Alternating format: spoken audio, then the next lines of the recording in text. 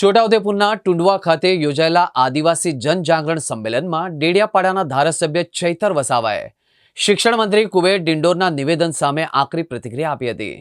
શિક્ષણ મંત્રી કુબેર ડિંડોરને આડે હાથ લીધા હતા અને કહ્યું કે સરકાર આદિવાસી વિસ્તારની ખનિજ સંપત્તિ લૂંટી રહી છે।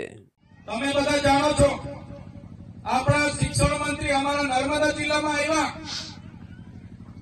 ત્યારે શિક્ષણ મંત્રીએ મારા નામની અનેક ટિપ્પણીઓ કરી, અનેક ભાષણો કર્યા। એમણે કીધું કે શું ખોટ પડી ગઈ, ત્યારે શિક્ષણ મંત્રીને હું કહેવા માંગુ છું, તમે શાળાના કાર્યક્રમમાં ઉપસ્થિત હતા શિક્ષણ મંત્રી તરીકે, તમે જે જગ્યા પર આવ્યા હતા એ શાળાનો કાર્યક્રમ હતો અને તમે શિક્ષણ મંત્રી છો, ત્યારે શિક્ષણ મંત્રી તરીકે તમારે એનું ચિંતન કરવું જોઈએ કે આદિવાસી વિસ્તારોમાં નકલી કોલેજો ચાલે છે નર્સિંગના નામે। આદિવાસી વિસ્તારોમાં એક શિક્ષકથી હજારો શાળાઓ ચાલે છે, એની ચિંતા તમારે કરવી જોઈએ। તમે પોતે મંત્રી છો અને આદિવાસી બાળકોને ઉચ્ચ અભ્યાસ માટે જે પોસ્ટ મેટ્રિક શિષ્યવૃત્તિ મળતી હતી એ તમારી સરકારે કેમ બંધ કરી, એનો ખુલાસો તમારે આપવો જોઈએ। શિક્ષણ મંત્રીએ એની વાત કરવી જોઈએ, એની જગ્યાએ ચૈતર વસાવા શું કરે છે એની વાત કરતા હતા। ત્યારે એમણે કીધું કે અમે તો કાલે વડાપ્રધાનને મળીને ભીલ પ્રદેશ આપી દઈશું, પણ ભીલ પ્રદેશ કઈ રીતના ચલાવશે, અહીંયા તો કોઈ આદિવાસી ટેક્સ ભરતા નથી। ત્યારે શિક્ષણ મંત્રીને ખબર ન હોય તો એમની જાણ માટે હું કહી દઉં છું, આદિવાસી વિસ્તારમાં જે પાણી છે, વીજળી છે, લિગ્નાઇટ છે, રેતી છે, પથ્થર છે, જળ છે, જંગલ છે, જમીન છે, એમાંથી અનેકો કરોડો ને પણ અબજો રેવન્યુ અમે જનરેટ કરીએ છીએ, એનાથી આ દેશ ચાલે છે।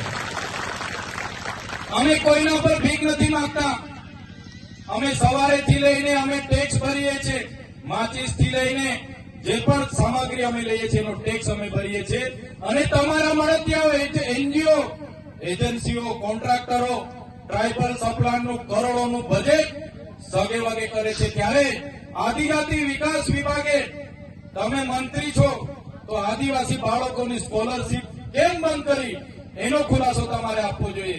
3 વર્ષથી વડોદરાની એમએસ યુનિવર્સિટીના વાઇસ ચાન્સલર બોગસ સર્ટિફિકેટના આધારે નોકરી કરતા હતા, હમણાં પકડાયા છે, એનો ખુલાસો તમારે આપવો જોઈએ, પણ તે આપી નથી શકતા અને હવામાં ફાંકા ફોદારી કરે છે।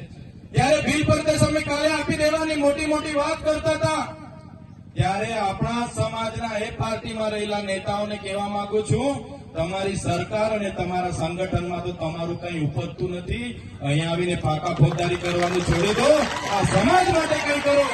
કે દિવસે આ સમાજને સિંચાઈનું નર્મદાનું પાણી મળશે, આ વિસ્તારમાં સારું શિક્ષણ તમે અપાવી દેશો, આ વિસ્તારના બાળકોની સ્કોલરશીપ ચાલુ કરી દેશો, બોગસ કોલેજો પર કાર્યવાહી કરશો, ખોટા સર્ટિફિકેટો લઈને લાખો લોકો નોકરીઓ પર છે એમના પર કાર્યવાહી કરશો, અને જે દિવસે તમે જો અમારી સરકારમાંથી અમને અલગ ભીલ પ્રદેશ અપાવી દેશો એ દિવસે અમે તમારો પીઠ થબડીશું ને તમારી સાથે ઉભા રહીને તમારા વખાણ કરીશું, પણ તમે અમને ભીલ પ્રદેશ અપાવી દો। સાથીઓ, આજે મને અહીંયા આમંત્રણ મળ્યું, આપણી આદિવાસીની 27 અનામતની બેઠકો છે, જેમાં આદિવાસી લડી શકે, એ કોઈ પણ પાર્ટીમાંથી લડીને જીતી જાય।